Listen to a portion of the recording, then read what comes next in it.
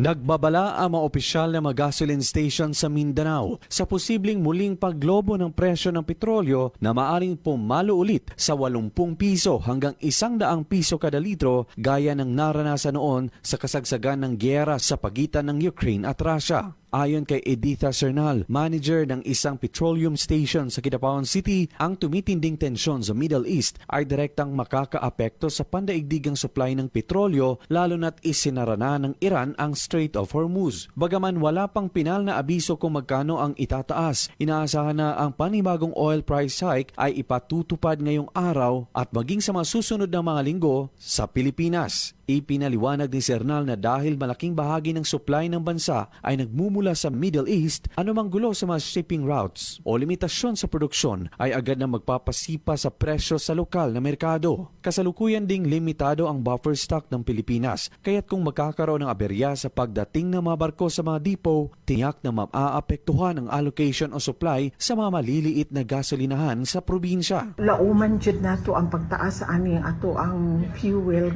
tungod sa away o sa chaos sa ani sa Middle East. Good luck it, sir. As in, force kasi ngayon. Pinapayuhan ng lahat ng mga motorista, lalo na ang mga driver ng pampublikong sasakyan, na maging handa at magtipid sa paggamit ng petrolyo habang hindi pa humuhupa ang kaguluhan sa labas ng bansa.